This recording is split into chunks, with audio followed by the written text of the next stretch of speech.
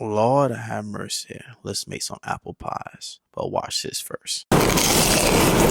I know y'all backs jiggled from that crunch. Start by dicing the apple and throwing it in some melted butter. Get that mixed up real good, then toss in some cinnamon. Add in a quarter cup of regular sugar and a quarter cup of brown sugar and mix that in. Get you some real syrup now, not that ain't your mama's, and then throw that in there. Then I like to add a little water in there. Cook and thicken up a little bit. If it's not thick enough, add a little cornstarch and some water. That'll give it nice and thick, and make sure you keep stirring that. Now for the dough.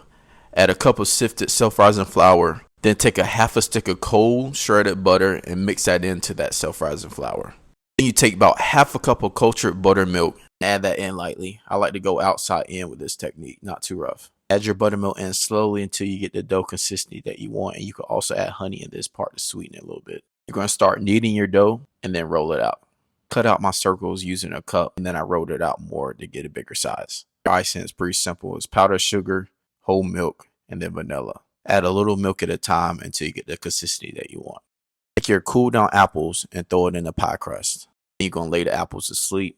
Then take a fork and close them in on the sides. Now put them in the freezer for about 20 or 30 minutes. Throw them things in some hot grease until they're golden brown. Take them out and throw them in some sugar and cinnamon. Please only make 2 at a time, because if you make 7, you'll be eating all of them in one sitting. Appreciate y'all for watching.